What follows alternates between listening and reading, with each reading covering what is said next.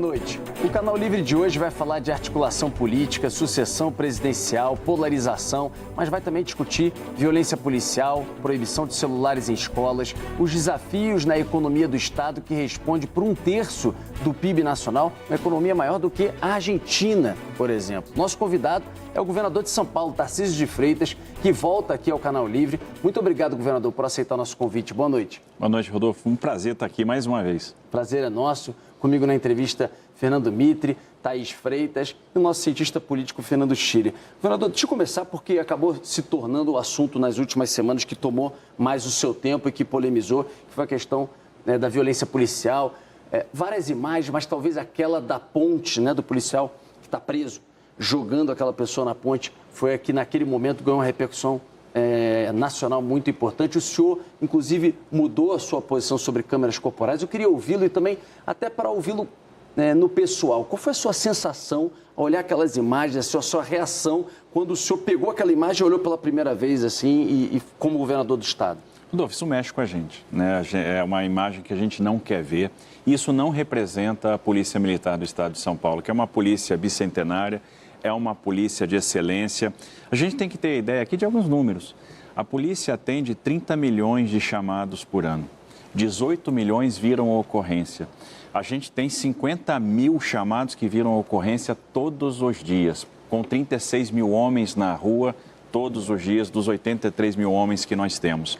30 mil fazem com que as viaturas cheguem ao local de ocorrência. Então, a gente tem uma polícia extremamente competente, a gente está vendo os indicadores criminais do Estado de São Paulo caindo, a gente tem o menor número de homicídios da série histórica, roubo de carga, roubo de veículos caiu quase 20% no Estado de São Paulo, a gente está recuperando 46 mil veículos por ano, a gente está apreendendo 12 mil armas, 167 toneladas de drogas, a gente prendeu esse ano 168 mil pessoas e, infelizmente, alguns policiais descumprem procedimentos, porque a polícia tem procedimento para tudo. E qual é a nossa posição? É de repudiar veementemente, a gente está conduzindo esses profissionais à corregedoria, eles estão ficando afastados do serviço, estão tendo,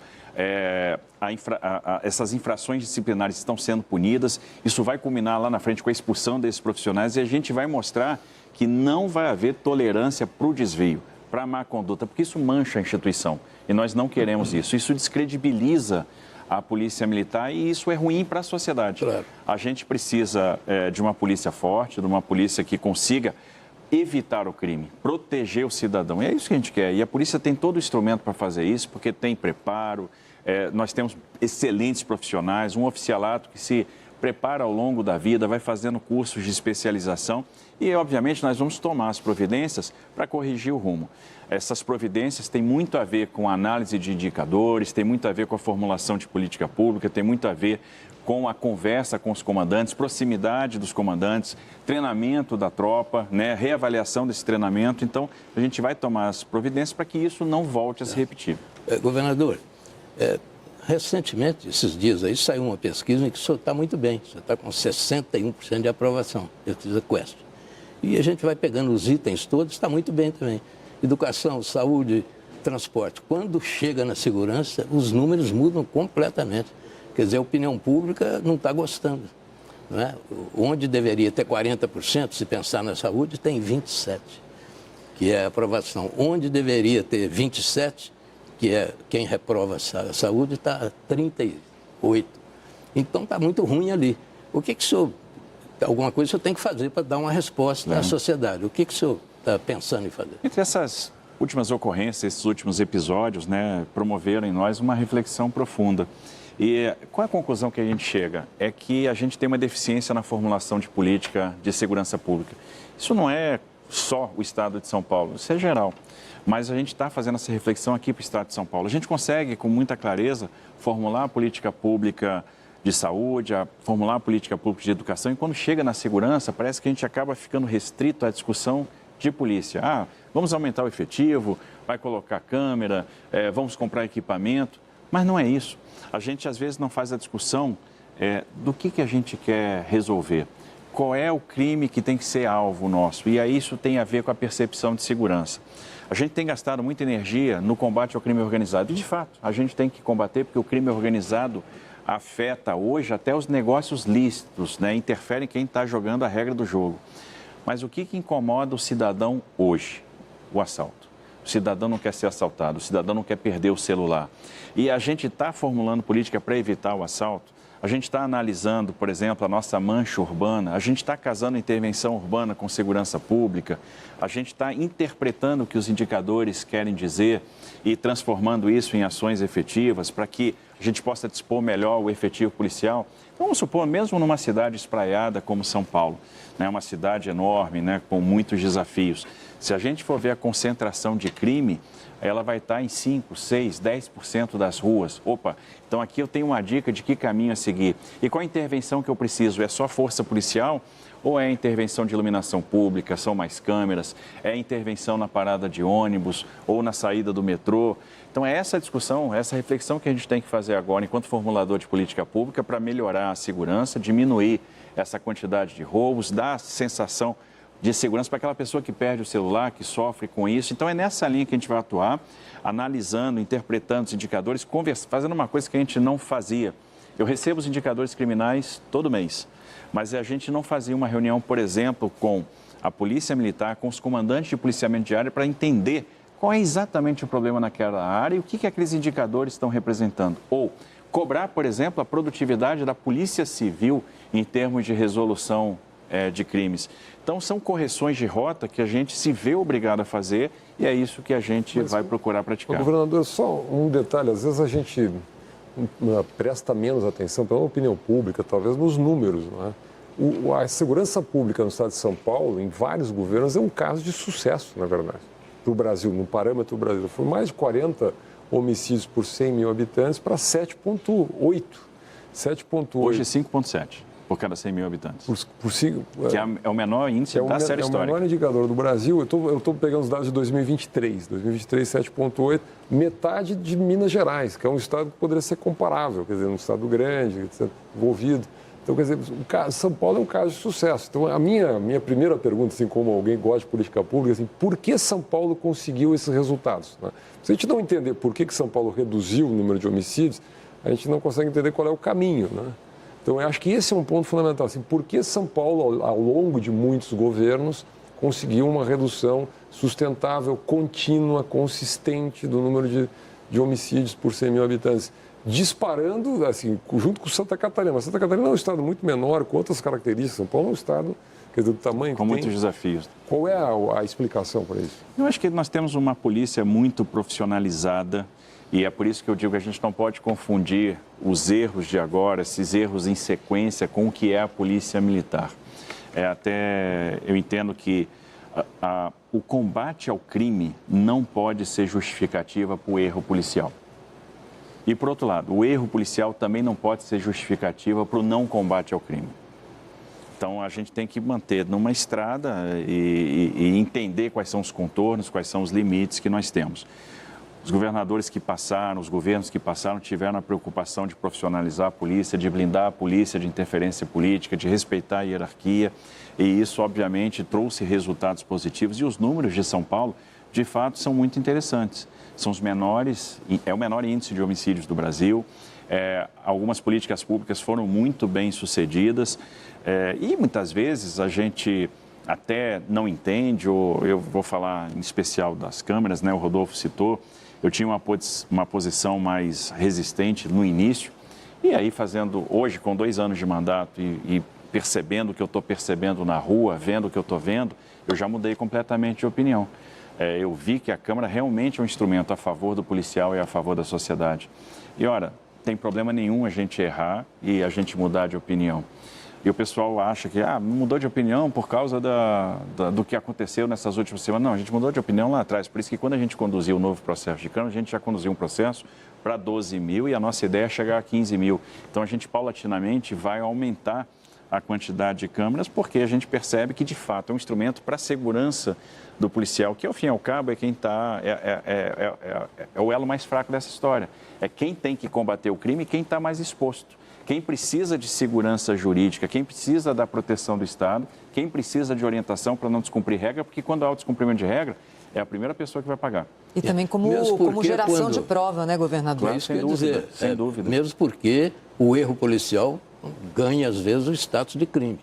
E aí mancha toda a polícia, como o senhor disse. Então, nesse caso, essa nova posição sua é uma defesa. Nenhuma instituição tem o uso da autorização da força como a polícia tem. Então, constitucionalmente, a gente dá a possibilidade da polícia usar a força. Obviamente, se a gente dá essa possibilidade para a polícia usar a força, ela também precisa da autocontenção, dos mecanismos que garantem o controle interno e a contenção. Isso está muito claro na minha cabeça agora. Recentemente eu tive acompanhando o teste das novas câmeras, porque é óbvio que agora a gente fica pisando em ovos. O discurso ficou muito contaminado e muito reduzido, o discurso da segurança pública muito reduzido à questão das câmeras, o que é um erro também. A câmera é um componente, nós temos diversos outros, né? E obviamente tudo que é feito agora aqui no Estado, quando se fala em câmera, traz a desconfiança por causa da postura pretérita nossa. E eu fui pessoalmente acompanhar, que eu queria ver. E é natural que a gente pensasse em reformulação ou modernização tecnológica, porque esse programa foi pensado, gestado aqui em 2019, começou a ser operacionalizado em 2020, a gente está falando de tecnologia, então há uma mudança, uma atualização muito rápida, e a gente queria ver se aquilo que a gente está pensando existe, se é fato e se está sendo entregue. E, de fato, eu fiquei muito impressionado com o que eu vi, com a possibilidade de integração com o sistema do Copom, que é uma coisa que as câmeras atuais não têm, com a possibilidade de acionamento remoto via Copom, a possibilidade de funcionar como rádio comunicador, com a qualidade da resolução das imagens. Então, o controle do posicionamento do policial via GPS, dos relatórios, né, das trilhas de auditoria que são geradas. Então, dá muito mais governança, tem muito mais instrumentos. E eu tenho certeza que vai ser um instrumento à disposição da polícia. Por isso que a gente vai ter segurança também para dar os próximos passos e para aumentar a utilização das câmeras. Governador, tem uma decisão do Supremo Tribunal Federal, não é? Em relação a isso, em relação a tipo de câmera. De alguma forma, isso afeta o seu planejamento? Não afeta. Só lembrando que o governador Zema de Minas, ele esteve aqui na semana passada, ele falou que ele era contra a gravação ininterrupta, né? 24 horas por causa da intimidade do policial, o momento que ele está se alimentando ou indo ao banheiro. Não sei se também pode ir ao encontro um pouco dessa decisão que foi do ministro Barroso do Supremo. E o governador Caiados, que é totalmente contra. Falou que lá não vai ter câmera em Goiás. Eu acho que, primeiro, a gente precisa respeitar a autonomia dos estados para definir, até porque quem paga a conta é o Estado. Quando a gente faz essa discussão da gravação ininterrupta ou não, a gente tem que pensar na eficiência. Essa é a grande questão. E aí, analisando o que a gente tem hoje. Eu tenho uma câmera hoje que está em operação que faz a gravação ininterrupta. Está funcionando? Está sendo eficaz? A gente tem essas imagens sempre que são necessárias? Esse é o primeiro ponto. Segundo, do que de fato a gente utiliza de imagem? Porque a gravação, hoje, ela é de baixa qualidade e sem áudio, quando ela não é acionada manualmente pelo policial. Então, esse é outro ponto. 97% das imagens armazenadas não servem como prova. Elas não são utilizadas. E isso tem um custo, porque você está gastando espaço de storage, espaço de armazenamento. Então, quando eu consigo otimizar isso, então vamos pensar. Eu tenho 50 mil chamados no Copom, o Copom está integrado com as câmeras. Eu faço a atribuição da câmera, a designação para o RFID, para o policial, por meio de um cartão. Então, a gente sabe exatamente qual a câmera que está sendo atribuída para o policial. Isso eu estou falando do sistema que nós temos agora. O policial pega a câmera e a DOCA já aponta para o policial qual é aquela mais viável, que tem mais autonomia, que está com mais bateria. E a câmera que a gente está adquirindo tem mais bateria do que a passada, que é um problema que tínhamos, que é o descarregamento. Esse policial coloca a câmera, ela começa a gravar, ela está funcionando e está gravando. Quando o acionamento, começa a ver o registro com ou 90 segundos, ou até 120 segundos é possível a gente acertar isso, calibrar, para trás, porque ela está gravando o tempo todo e tem um sistema de buffer, ela vai gravando por cima. Então, quando ele pega a câmera, mesmo ela não acionada, ela está gravando. Ela só não está registrando, ela não está armazenando. A partir do momento, e nós fizemos esse teste, nós vamos testar essa funcionalidade. A partir do momento que ela é acionada, e ela pode ser acionada remotamente. Então, imagina que eu tenho 30 mil despachos de viatura por dia. Quando eu despacho a viatura, eu aciono a câmera, eu aciono do Copom as câmeras daquela guarnição que vão atender a ocorrência, independente da vontade do policial, e ali eu começo o armazenamento. Então, eu eu economizei espaço de storage, isso é uma redução de custo de quase 40%, esse custo que eu estou diminuindo, eu consigo ampliar o programa.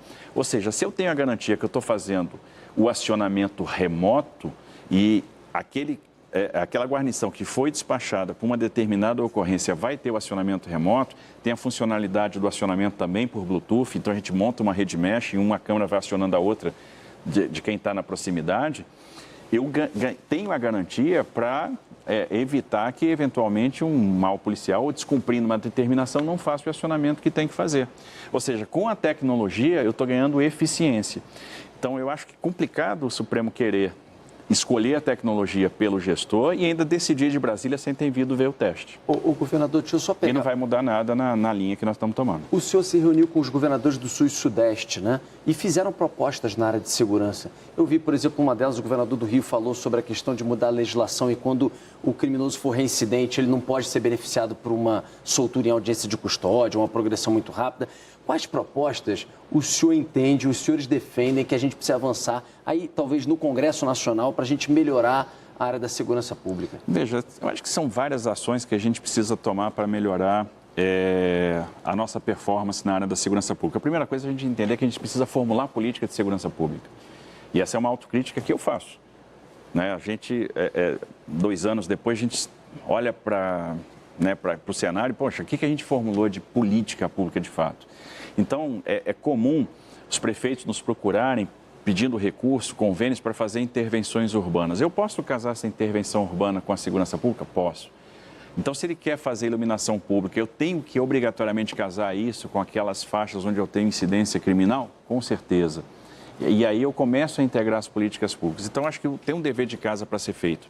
Quando eu penso em integração de sistemas, eu posso oferecer um kit para as prefeituras, onde eles vão ter o sistema de monitoramento e eu vou criar a servidão de integrar o sistema do Estado? Posso. E nós vamos fazer isso a partir do ano que vem. Será que cabe um conselho estratégico para o governador para a gente discutir política e fazer análise dos indicadores e interpretar os indicadores? Entendo que é necessário e também nós vamos fazer isso. Agora, é necessário também fazer alterações na legislação, aperfeiçoamento? Sem sombra de dúvida. O COSUD, os governadores do Sul e Sudeste formularam essas propostas, entregamos em mãos para o presidente Rodrigo Pacheco, para o presidente Arthur Lira. E, basicamente, o que tem lá?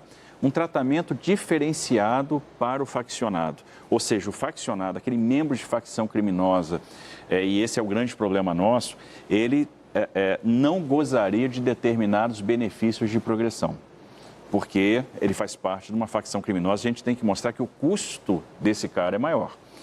Então, se ele for preso, ele tem que ter um risco maior. Segundo, o combate à reincidência.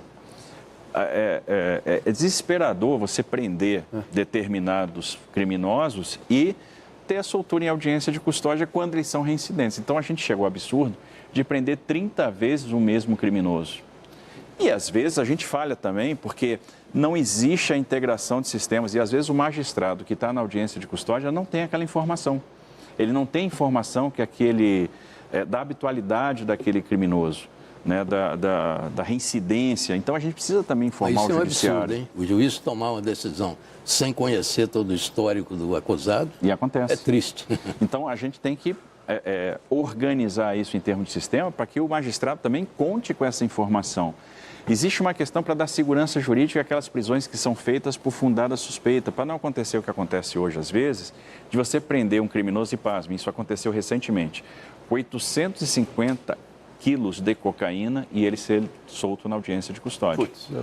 Nós tivemos uma situação recente de prender 4 sequestradores quase em flagrante, praticamente em flagrante, 2 idosos sendo libertados do cativeiro, 2 sequestradores estavam com o cartão dos idosos fazendo já compras e os 4 foram soltos na audiência de custódia. Então, essa situação precisa ser resolvida. Pelo que você tem conversado com a bancada de São Paulo, governador, isso vai andar no Congresso? Anda, sim, a bancada está muito engajada e quando a gente conversou com as bancadas dos partidos, com as lideranças dos partidos, então existe uma predisposição a fazer essa agenda andar. Está todo mundo percebendo o seguinte, é o grande tema do Brasil, isso. Mas, ninguém aguenta mais. Mas tem um problema, governador. O presidente Lula convocou os governadores para uma conversa sobre uma grande política nacional integrando os estados. Né? Não sei se trata aí de interferir na autonomia dos estados. Mas eu me lembro de que, durante a reunião, o governador Caiado foi radicalmente contra, né? Fez um discurso lá bastante violento e o senhor foi bem mais moderado, cumprimentou o presidente pela iniciativa e se dispôs a colaborar. A minha pergunta é essa. O crime organizado já não reconhece fronteiras estaduais nem nacionais há muito tempo. Que precisa de uma política nacional, eu acho que é óbvio, né? E eu pergunto ao senhor, que possibilidade o senhor vê de um entendimento que possa articular os estados com a União para que haja uma política nacional de combate ao crime organizado principalmente. O senhor acredita nisso? Acredito e julgo que é absolutamente necessário. Nós não vamos combater o crime sozinho. Estado nenhum vai ser capaz. E o crime realmente é transnacional, transfronteiriço, é ousado. O crime ganha muito dinheiro com o tráfico internacional de cocaína, o tráfico internacional de drogas, tem que lavar esse dinheiro em atividades lícitas, inclusive, e isso é ruim para a competitividade.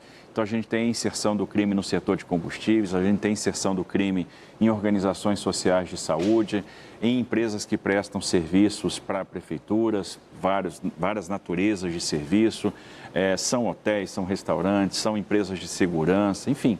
Existe uma teia de serviços em que há lavagem do dinheiro. Então, como que a gente vai enfrentar isso? Integrando informações. Isso. Então, de fato, o que a gente precisa entender qual é a integração que a gente quer, como que a gente vai conjugar as políticas. Não necessariamente é uma PEC que vai resolver isso, né? Eu acho que o governo federal está muito focado na questão da PEC que cria o Sistema Único de Segurança Pública. A PEC tem alguns pontos de desconforto que, de fato, ali há alguma invasão na autonomia dos estados. Mas dá para acertar isso? Sem dúvida, conversando, dá para acertar, dá para tirar ou para adaptar esses dispositivos. Se cria o sistema de segurança pública que possa garantir um fluxo perene e importante de recursos para os estados. Agora, o mais importante é entender como vai haver o fluxo de informação. Como que a gente vai fazer a vigilância das faixas de fronteira. Nós temos uma fronteira seca gigantesca no Brasil. Agora, os pontos de inserção se concentram em poucas faixas. Se eu pegar na região do centro-oeste, sul, a inserção criminosa na faixa de fronteira se concentra entre Ponta Porã e Foz do Iguaçu. Então, nós sabemos disso. Então, como é que a gente vai aumentar a vigilância? Que tecnologia que nós vamos empregar? Qual é a vigilância que nós vamos ter em portos e aeroportos? Por que o Porto de Santos tem o grau de vulnerabilidade que nós temos e se tornou, portanto, o segundo maior porto exportador de droga do planeta? Como que a gente vai fazer com que COAF converse com Receita Federal, converse com Receita Estadual, Polícia Federal, converse com Polícia Civil Estadual, com inteligência da Polícia Militar, da Polícia Civil, para que a gente possa estruturar operações? Porque se não houver isso, mas aí, não há chance de vitória. Tem muita coisa para andar, pelo que o senhor está dizendo, não é? Depois dessa reunião com tanta pompa, circunstância, aquela mesa em Brasília, andou alguma coisa? Não, ainda estão discutindo o texto da PEC. E, de fato, a PEC é um elemento. Nós precisamos dos demais. E aí é que eu digo, de maneira geral, não se faz política pública de segurança. E aí está a grande deficiência. Nos últimos dias, eu tenho me dedicado a conversar com especialistas em segurança pública. Sempre bom a gente saber que tem gente que sabe muito mais daquele tema do que a gente, que é pesquisador, que estuda aquele tema, que pode nos mostrar um caminho.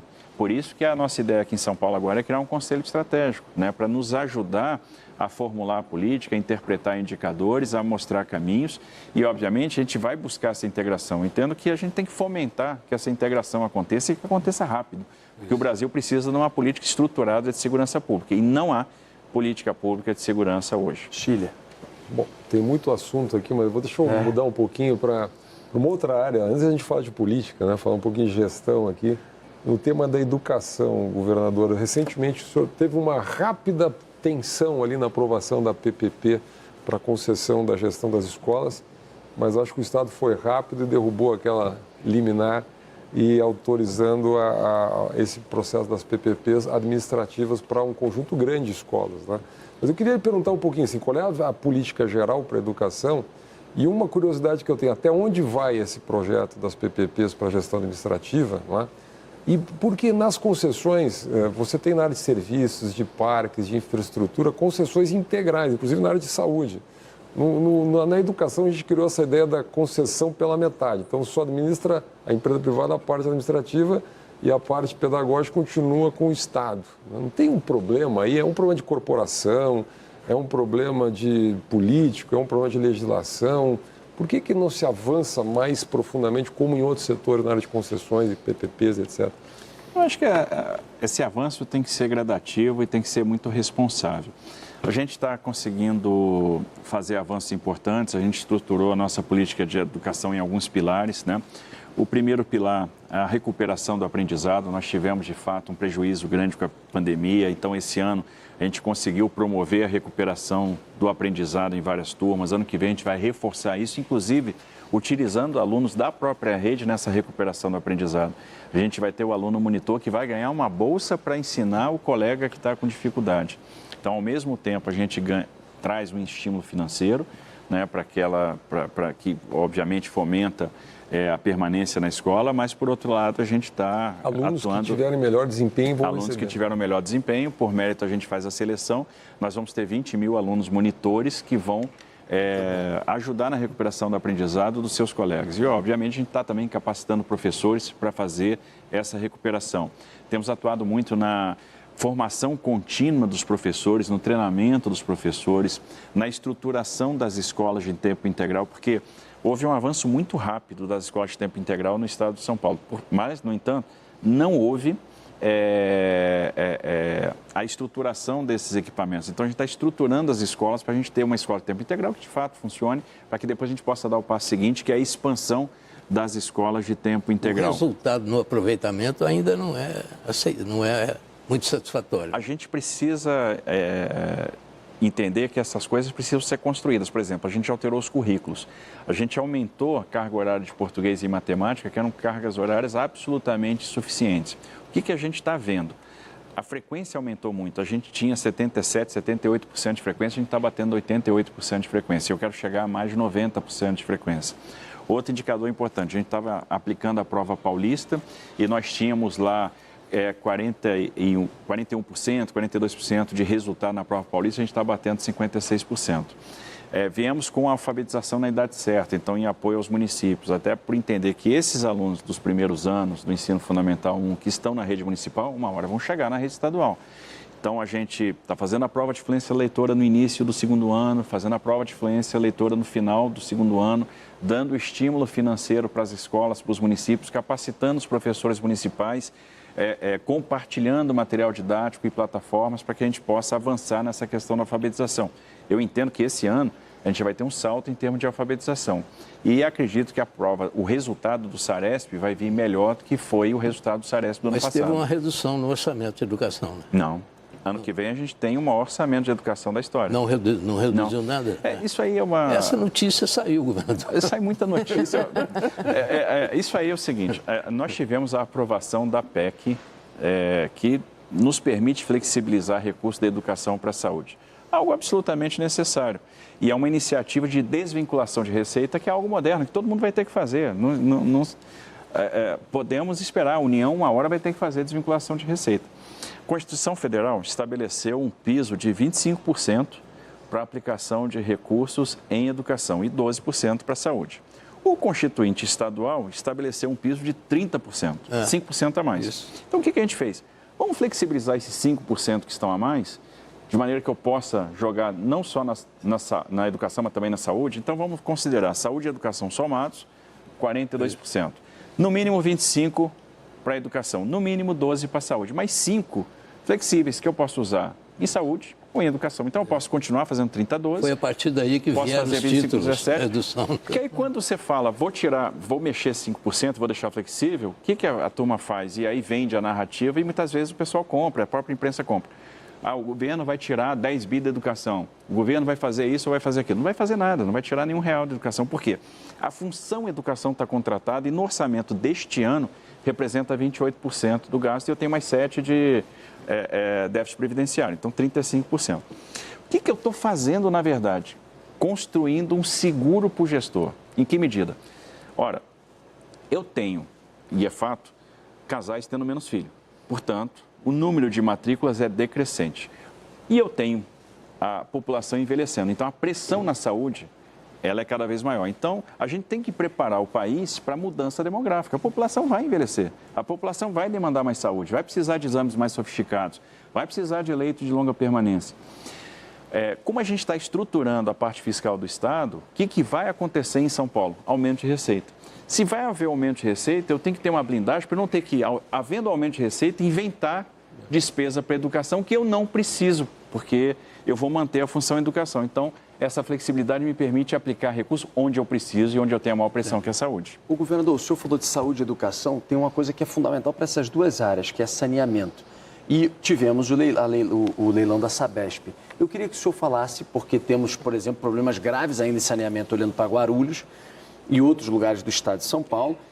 Qual é a meta da Sabesp? E que o senhor respondesse também sobre o fato de que, assim como essas notícias da área da educação, também, logo depois do leilão, informações de que o senhor teria vendido por um preço menor a ação do que poderia ser, foi desvalorizado. Então, qual é a explicação para isso, pelo valor?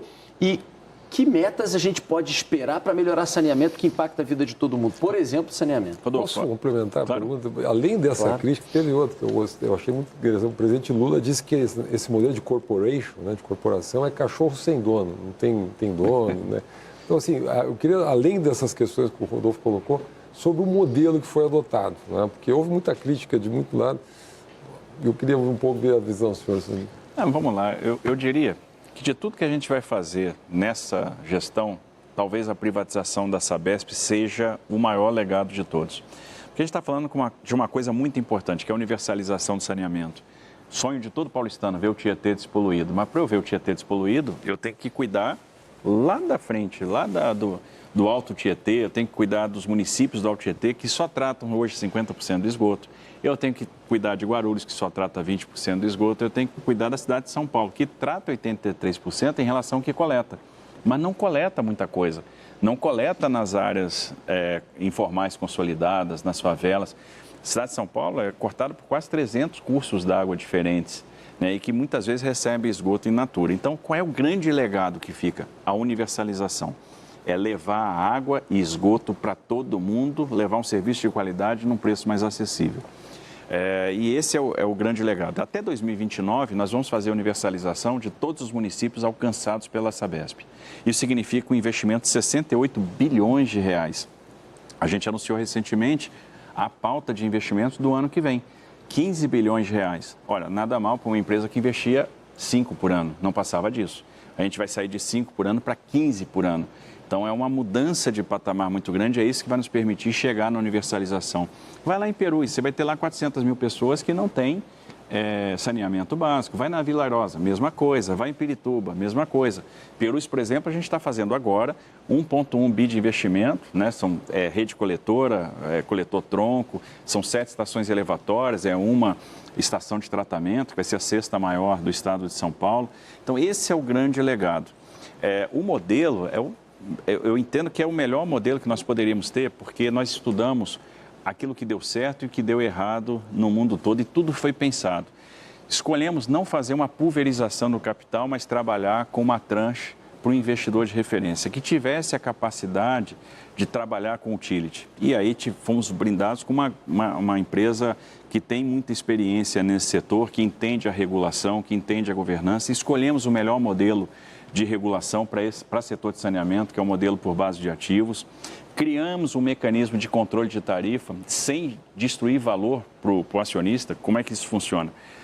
Todo o dividendo do Estado vai para o Fundo de Apoio à Universalização e vai ser injetado na companhia. Então, eu pego a curva base da tarifa da Sabesp em relação ao plano de negócio original, Sabesp Pública, que eram 56 bi até 2033, e eu vou caminhar com uma curva que vai estar sempre abaixo, porque eu vou estar aportando dinheiro nesse fundo e sem destruir valor para o meu parceiro privado, eu consigo operar com valores mais baixos de tarifa. Então, aquela preocupação que, eu vou fazer muito investimento, a base de ativos explode e a tarifa acompanha, não acontece porque a gente segura a tarifa pelo mecanismo que foi criado. Nós temos um acordo de acionistas que estabelece tudo, inclusive a vinculação da política de dividendos com o grau de alavancagem da companhia, para que não aconteça o que aconteceu, por exemplo, na Thales Water, no Reino Unido, onde a empresa começou a se endividar, começou a se alavancar, e distribuir dividendos. E aí o investimento ficou para depois. E com relação ao preço, a gente tem uma tranquilidade muito grande. Em 2021, antes da eleição, a ação da Sabesp chegou a estar R$ 31, 30 e poucos reais. Na eleição, durante a eleição, quando a gente começa a discutir privatização, ela foi subindo paulatinamente. Quando a gente começa o mandato e faz a aprovação da Sabesp no conselho do PPI para privatização e aprova o modelo, a ação estava 51, a gente vendeu essa ação a 67. Né? Então, nós tivemos aí um ganho expressivo. Quando começa o follow-on, e aí a gente tem, de fato, a publicação de quem é o investidor de referência, até pelo mercado saber quem é aquele investidor de referência, a ação dá um salto. Então, não dá para pegar o valor da ação no dia do fechamento e comparar com aquele valor que nós tínhamos no dia do follow-on, porque aquilo já tem um ganho da qualidade do investidor de referência que a gente trouxe para o processo. Se a gente tivesse a pulverização do capital ou não soubéssemos quem é o investidor de referência, a gente provavelmente não teria tido aquela valorização. E a gente teve uma valorização de mais de 30% do início do processo até o final. E se a gente for fazer as contas, né, de quando a gente começa o processo, de quanto valia a companhia e quanto ela vale hoje, quanto a gente oferiu, a gente vai ver que a gente tem um ganho aí de mais de 10 bi. E mais, os 18% que nós mantivemos de participação, no futuro vão valer mais que os 32% que a gente vendeu esse ano. Estamos fazendo o Canal Livre. A gente vai voltar do intervalo com perguntas aqui do Mitre e da Thaís Freitas. Estamos com o governador de São Paulo, Tarcísio de Freitas. A gente vai para um rápido intervalo e já volta.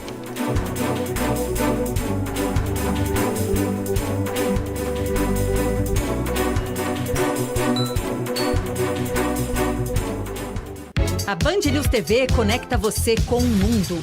Através das nossas redes sociais, você se mantém 100% informado e por dentro de todas as notícias. Estamos no Instagram, no Facebook, no YouTube, no TikTok e no X. Atualizações em tempo real, interatividade, entrevistas exclusivas. Acompanhe nossos perfis nas redes e tenha acesso a todo o nosso conteúdo. Band News TV, na velocidade da notícia.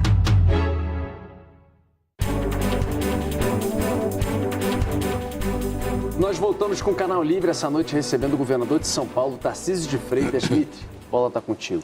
Governador, nós mal saímos da eleição de 24, né? E 26 já assumiu o seu lugar, né? E não vai sair mais, até o dia que o eleitor depositará seu voto na urna. E o senhor é personagem, evidentemente. Há várias possibilidades de discutir isso com o senhor. Uma delas é falar da sua relação com o Kassab, por exemplo. O Kassab é seu secretário, seu conselheiro político, parece, e ligado ao governo Lula, tem 3 ministros do partido dele lá, e ele diz claramente, o governador de São Paulo vai se candidatar à reeleição. Ele é jovem ainda, tem 49 anos, depois, em 30, ele vai para a presidência. Essa é uma pergunta que eu faço. Mas pergunto acrescentando o seguinte, a direita no Brasil saiu com um resultado bastante claro dessa eleição, uma direita mais moderada levou vantagem, né? São Paulo foi a vitória da moderação, não há dúvida sobre isso, em outros estados também. Então está se formando esse tipo de perspectiva política. A direita vai ter um candidato. A ideia é que seja um candidato mais moderado. O senhor está sendo pressionado o tempo inteiro. O governador de São Paulo, com os resultados que o senhor tem aqui, é inevitável que o senhor se sinta pressionado e vai continuar sendo. Eu não vou perguntar se o senhor é candidato, o senhor vai dizer que não. Mas a minha pergunta é como é que o senhor avalia esse quadro todo? A direita vai ter que ter um candidato. O senhor acha que ela sai dividida? O Kassab diz que já é. Desculpe, o Caiado já disse que já é. E o Kassab diz que o senhor é candidato ao governo. Veja bem, eu entendo que a direita fez realmente uma grande eleição, porque ela soube trazer o centro junto, isso é muito importante. A direita tem 2 caminhos, se isolar e amargar derrotas, ou trazer o centro e colher vitórias. Se isolar seria ir para a extrema, etc. Claro, e eu entendo que a direita soube fazer a escolha correta. Então, soube fazer alianças, trouxe o centro junto, colheu vitórias. Não estou falando só de vitória eleitoral, não. Ela vai poder colher vitórias importantes, manter, por exemplo, no Congresso, reformas importantes que foram feitas ao longo dos últimos anos, que têm garantido a inércia do Brasil hoje. Ou seja, se o Brasil tem tido uma situação, uma performance econômica interessante ainda, apesar dos problemas fiscais, apesar do excesso de gasto, né, da falta de apreço pelo fiscal, se deve a esse volume de reformas que foram aprovadas nos últimos anos, um volume brutal e que garantiu para nós esse lastro, né, essa condição de caminhar com alguma tranquilidade nesse período. Então, é por isso que a economia vem performando. E a direita soube enxergar isso. Eu entendo o seguinte, eu sou muito fiel àqueles que me elegeram. Então, eu tive um grande apreço da população de São Paulo que me acolheu. E nós temos projetos muito interessantes e muitos para entregar em 28, em 29, 30. O que me motiva a ficar em São Paulo? A entrega desses projetos. Por isso, qual é a minha opção, qual é o meu caminho em 26? É continuar em São Paulo. E, obviamente, fazer um bom trabalho para ajudar um grupo em 26 a chegar à presidência da República. Nós temos uma grande liderança da direita, que é o Bolsonaro. E eu entendo que o candidato viável vai ser o próprio Bolsonaro ou aquele que ele ungir, né? Então, na minha cabeça, é o Bolsonaro. A situação dele está muito difícil, né? E ficou mais difícil ainda. Mas quantas vezes a gente já viu situações sendo revertidas, né? Enfim, a gente tem esse desenho muito claro. Para mim, o Bolsonaro continua sendo o grande ator da direita, vai ser na eleição de 26, independente de qualquer coisa. E o que nós vamos fazer aqui? Eu vou buscar a reeleição e vou trabalhar para que o Estado de São Paulo possa entregar o máximo para esse candidato que representa o campo da centro-direita em 26. Mas aí, governador, o senhor disse que quer ajudar um grupo. Um grupo não pode ir lá registrar uma candidatura, isso tem que ser uma pessoa física. Nesse momento, Bolsonaro está inelegível e a tendência é que continue. É uma certeza? Não, mas é uma tendência. Sem Bolsonaro, quem? Eu não vejo realmente motivos para a inegibilidade do Bolsonaro. Então, para mim, o candidato é o Bolsonaro. E se não for o Bolsonaro, é quem indicar. E para mim, a coisa é muito simples. Porque a unção do Bolsonaro, vamos dizer, o Bolsonaro nesse arranjo vai ser fundamental. E é o que vai garantir consistência para esse grupo e é o que vai fazer esse grupo chegar a uma vitória. O senhor tem conversado com o Kassab sobre isso? Eu converso até pouco, viu? O pessoal acha que a gente conversa muito mais do que a gente conversa de verdade. Mas eu converso com todo mundo, eu converso com o Caiado, eu converso com o Ratinho, eu converso com o Bolsonaro.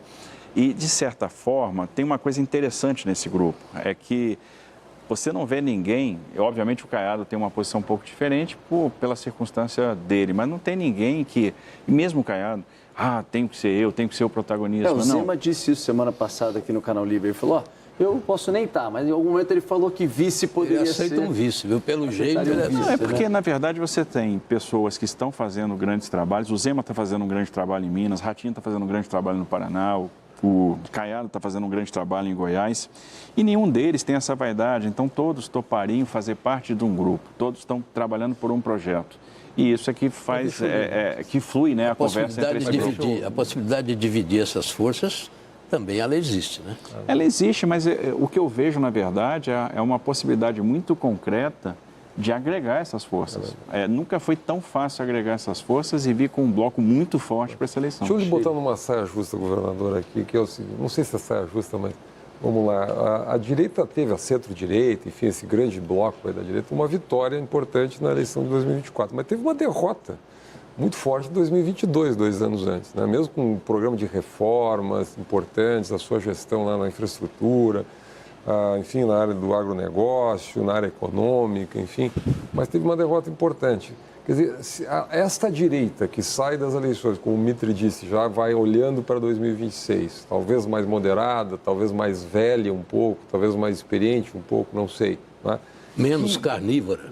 Menos carnívora, eu usei essa expressão. O senhor estaria, no meu conceito, mais na esquerda vegetariana do que carnívora. Vamos lá. Mas a minha pergunta é, quais os erros que foram cometidos na gestão anterior, na gestão Bolsonaro, que não deveriam ser repetidos agora? Que erros foram cometidos e que levaram àquela derrota, levaram àquela derrota? e que a direita não deve mais cometer? Entendo que se assustou um pouco o centro, né? E alguns motivos levaram a isso. Veja que o discurso sobre vacina foi ruim, apesar de ter se comprado vacina para todo mundo, 600 milhões de doses foram adquiridas. As pessoas chegavam a um determinado ponto que elas escolhiam que tipo de vacina elas iam tomar. Elas podiam tomar vacina de RNA mensageiro. Eu acho que é fácil dizer que o grande erro foi esse. E um pouco esse estressamento entre as instituições, né? Porque isso gera alguma preocupação.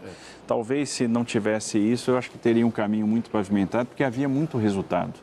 Houve uma quantidade de reformas brutal sendo aprovadas, né? Então a gente começa com uma reforma da Previdência, passa por uma autonomia do Banco Central, marco do saneamento, a gente tem lei das agências, enfim, marco das ferrovias, marco da cabotagem, uma série de reformas no campo econômico, micro-reformas, uma grande revolução de sistema financeiro, uma revolução silenciosa que promoveu o aumento da oferta de crédito, e quando você aumenta a crédito, você está mexendo na produtividade, então mais crédito é mais produtividade.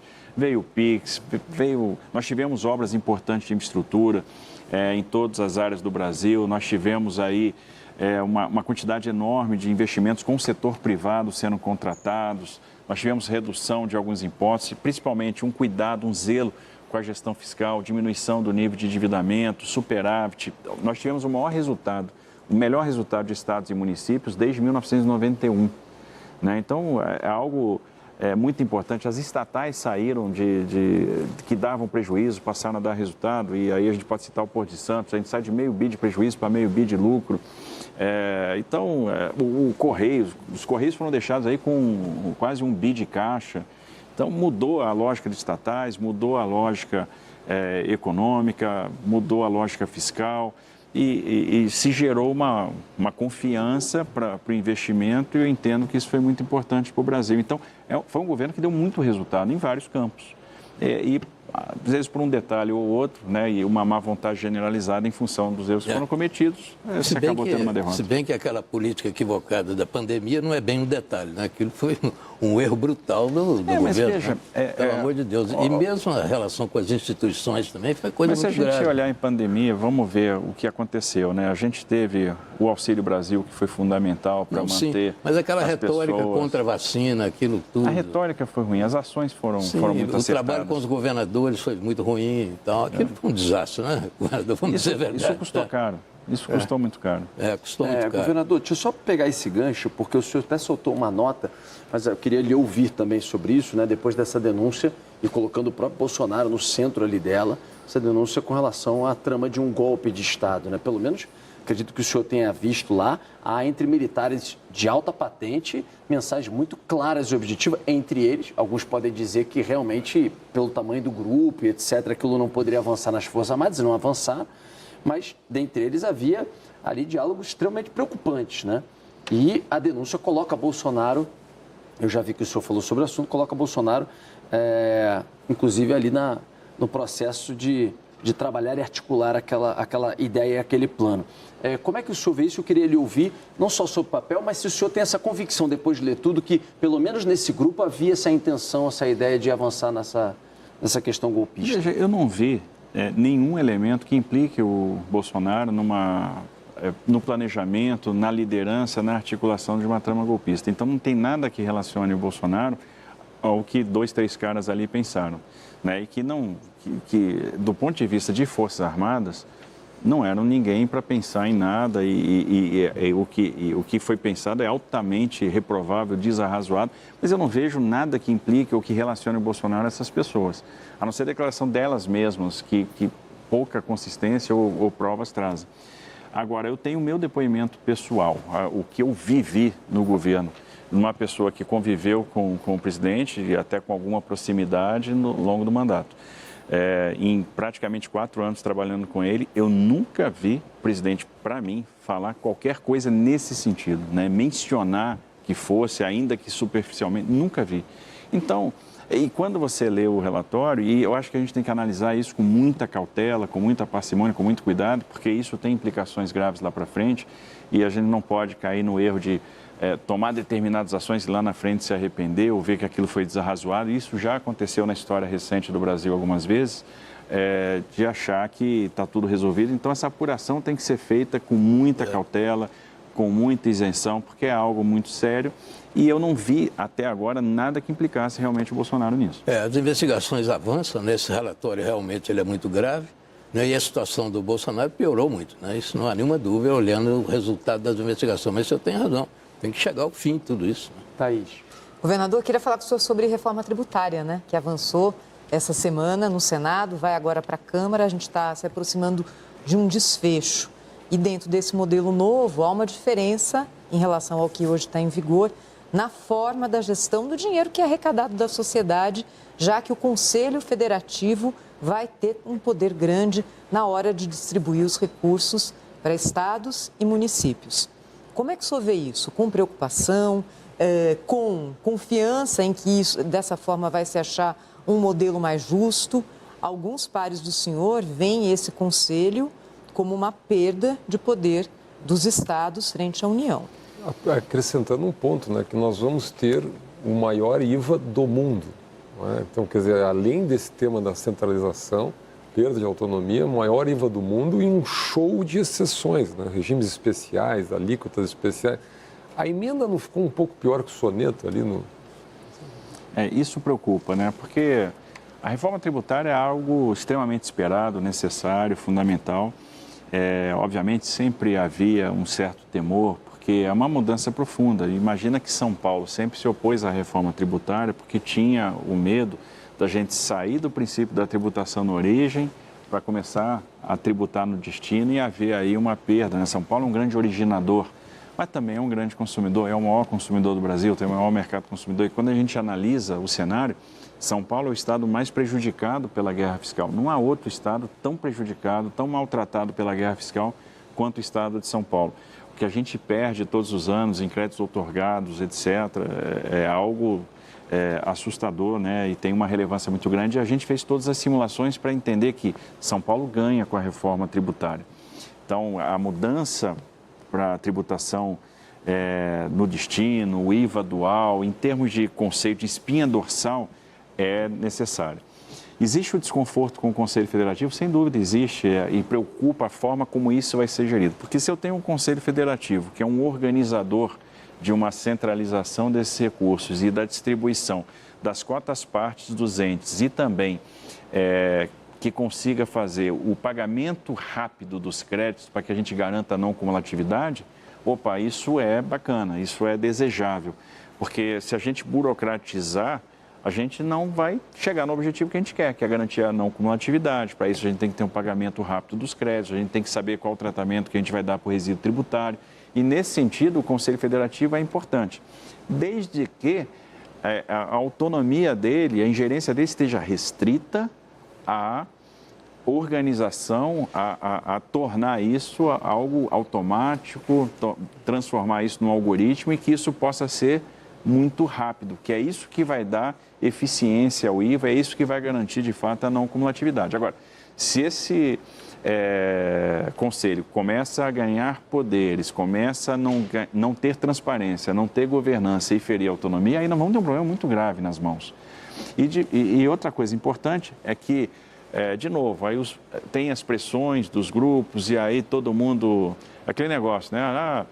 Vamos cuidar do fiscal, mas não mexe com o meu, né? Então vai todo mundo lá. A pressão é legítima, né, governador? Claro, agora, ceder a pressão ceder são outros que está 500, errado. né? Porque quando você parte de um pressuposto de neutralidade, ou seja, você não vai perder a arrecadação, isso faz com que o seu IVA, na largada, já seja muito alto. Então, eu entendo que mesmo agora, chegando ao final da regulamentação, a gente não tem um produto acabado. E, claro, nós temos um período de transição que vai começar agora em 26 e que vai até 2032. E eu entendo que, nesse período, muitos ajustes ainda vão ter que ser feitos. A gente não tem como tratar um tema tão complexo e achar que está tudo esgotado nas discussões que foram feitas. A gente vai precisar trabalhar essa questão da reforma tributária, ela vai precisar ser aperfeiçoada e nós vamos ter que fazer o exercício para diminuir o IVA. Está se falando em IVA de 28, mas quando vai ser na verdade? Né? Como é que a gente vai fazer para garantir de fato essa neutralidade em termos de resultado? E isso de fato preocupa. Mas sempre considerando também que nós estamos saindo de um caos tributário que... É um manicômio tributário. É um manicômio total, é uma loucura, né? Mas, governador, Eu queria falar sobre o desafio fiscal, que é o grande desafio do país, né? Nesse momento, todas as inteligências responsáveis estão preocupadas com o que está acontecendo no país. Esse ajuste fiscal tem que sair. Olha o juro, os juros estão caminhando para 15%, 14,5% já garantido praticamente o ano que vem, vai chegar a 15%, etc. Eu fico imaginando como é possível uma empresa se preparar para o ano que vem com 15% de juros nas costas. Então, esse é um grande desafio. Tem um pacote do governo que tem ali uma redução de 70 bilhões em 2 anos, depois 320 mais 5. Há uma discussão em torno disso e tal, o tempo é curtíssimo, precisa ser aprovado. Que visão o senhor tem disso? A gente está extremamente preocupado com isso, né? E preparando o Estado de São Paulo para o pior. E quando eu falo preparar o Estado de São Paulo, eu estou falando em manutenção, né, de uma poupança para que a gente possa atravessar um período sem diminuir o nível de investimento. Essa é a minha grande preocupação, porque a gente imagina que lá na frente a gente vai ter uma forte desaceleração a manter o cenário de hoje. Imagina que nós nos endividávamos em outubro de 22, final do governo Bolsonaro, uma taxa de 710 milhões de reais por dia. A gente está se endividando hoje a uma taxa de 3,35 bi por dia. Então, houve uma elevação do endividamento brutal, muito forte.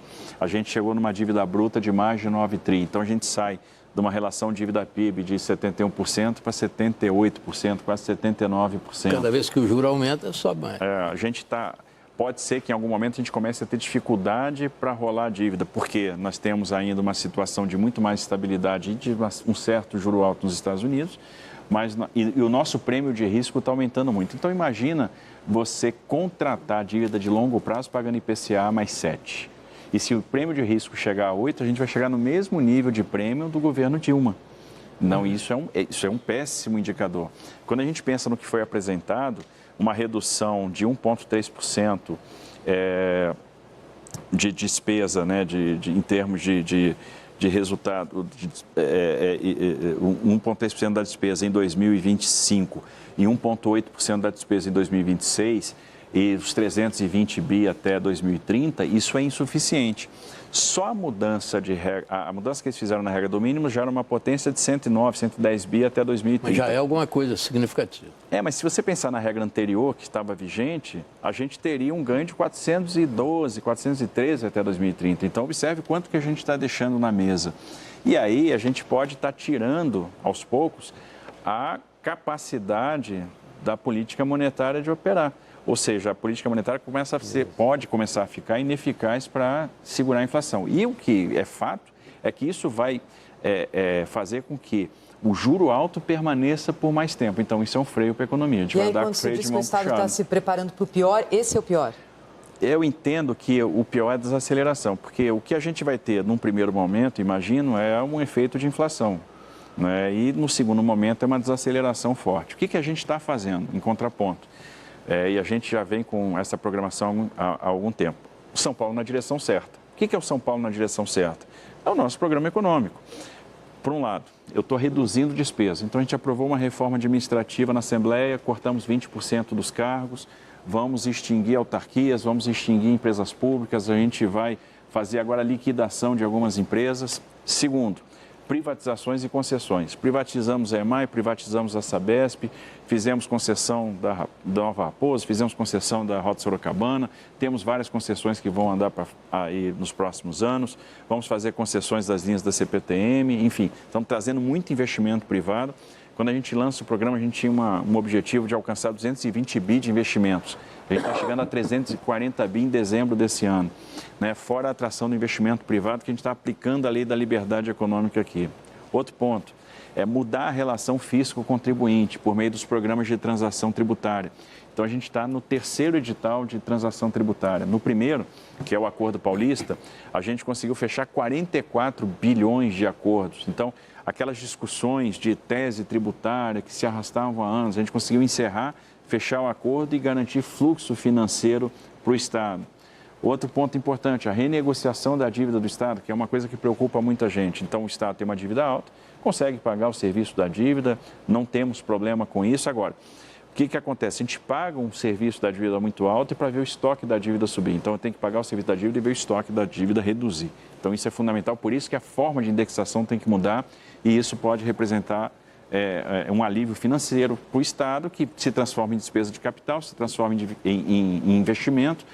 Isso gera emprego, isso gera resultado, isso é bom para o Brasil, porque se a economia de São Paulo cresce, a economia do Brasil cresce, porque essas economias estão muito plugadas. E o outro ponto, e esse é o mais importante, o mais que tem que ser feito e que tem o maior impacto, é a revisão dos benefícios. Então, São Paulo é um estado que tem um gasto tributário muito alto, a gente está falando de 71 bi, a gente reviu 1/3 dos benefícios que venciam em abril e nós estamos revendo os benefícios que vencem agora em dezembro. Então, existem aqueles benefícios que estão gerando investimento, geram CAPEX, geram emprego ou garantem competitividade e esses estão sendo mantidos. Agora, aquele benefício que a gente analisa, bom, se eu cortar esse benefício eu não altero o share, eu corto o benefício e não mudo nada em termos de dinâmica, opa, esse benefício incorporou margem, esse benefício eu posso cortar. Mas isso aí, governador, o setor de restaurantes está bravo com o senhor, né? Todo mundo que vai pagar mais imposto vai ficar bravo. Quando a gente pega o setor de restaurantes, a gente tem 380 mil restaurantes em São Paulo. A maioria absoluta, 320 mil, estão no Simples Nacional. Né? Então, eu tenho que analisar aqueles que não estão. 60 mil não estão no Simples. E desses que não estão no Simples, quantos que, de fato, não têm o faturamento para estar no Simples e não optaram pelo Simples, que esse é realmente o grande objeto de preocupação. Porque senão a gente está falando de manter benefícios para as grandes cadeias e isso não faz sentido. Tá certo. Agora, governador, só para encerrar aqui uma questão, que é do juro ainda. O senhor não acha que a diferença entre a inflação que está sendo combatida e o juro está grande demais? O Roberto Campos, o senhor tem ótimas relações com o Roberto Campos, parece até que há uma perspectiva aí de ele ainda frequentar seu governo, não sei. Você tem se encontrado de vez em quando, né? A questão é, o senhor não acha um certo exagero nessa política monetária? Porque nunca se viu uma distância tão grande entre a inflação, está aí. A Fiesp disse isso, né? A Fiesp diz isso todo dia, entende? E de fato é muito grande. Olha, toda vez que você analisa essa decisão de taxa de juros, a gente tem que entender que, primeiro, a decisão é muito técnica e ela tem alguns componentes, né? Então, qual é a característica da inflação? Né? Não é só o patamar da inflação, mas qual é a característica da inflação? Qual a projeção da inflação futura? Qual é o tamanho do hiato de produção? Então, são vários fatores que são incorporados nessa decisão de definir a taxa de juros, né? E a gente está falando da taxa estática, da Selic. Aí eu não posso esquecer da dinâmica de mercado que influencia as taxas de longo prazo, que são aquelas que acabam impactando, de fato, o nível de investimento, etc. Então, eu entendo que são decisões que são tomadas tecnicamente. E, neste ponto, a política fiscal do governo não tem ajudado. Então, as crises que são geradas e que fazem preço, muitas vezes em falas que são desarrazoadas, ou mesmo esse desmantelo fiscal, essa falta de apreço fiscal é que tem feito com que a taxa de juros esteja mais elevada do que ela poderia estar. A gente podia estar operando com nível de inflação mais baixo e com taxa de juros mais baixo. Por que não está operando? Porque o governo gasta muito. Se gastasse menos, a gente estaria numa situação melhor. Nessa linha, o senhor recebeu aqui a Karina Milei, recebeu o Luiz Caputo, e o senhor até fez uma elogio ao Milei. O Brasil está precisando de um plano motosserra? Eu acho que está. Eu acho que está. O que a gente está vendo é que a Argentina sabe exatamente o que está fazendo. O Milei sabe exatamente, o Caputo sabe exatamente. Eles cortaram 30% da despesa do governo. Nenhum país do mundo que não tenha passado por uma situação de guerra, um estresse de guerra, numa situação normal, fez um corte tão significativo quanto a Argentina está fazendo. E isso já está repercutindo no fluxo de recursos, na entrada de recursos, no crescimento nominal. Então, já tiveram esse último trimestre muito melhor, na redução da inflação. A redução da inflação é consistente. Então, a Argentina está apontando um caminho muito interessante para nós. E a pergunta é, se a Argentina, na situação que estava, está sendo capaz de fazer isso, por que o Brasil não vai fazer? Nós temos que ter essa capacidade de fazer. Queria agradecer o governador de São Paulo, Tarcísio de Freitas, pela presença mais uma vez aqui no Canal Livre. Obrigado, governador. Até uma próxima oportunidade. Pela deferência, é sempre um prazer estar no Canal Livre, que venham os próximos. Nossa. E desejar para vocês, né, um excelente Natal, um feliz 2025. É isso, para o senhor também. Agradecer ao Mitre, a Thaís, ao Schiller também, principalmente a você de casa, pela audiência aqui no programa de hoje. Uma ótima semana, até domingo que vem. Tchau, tchau.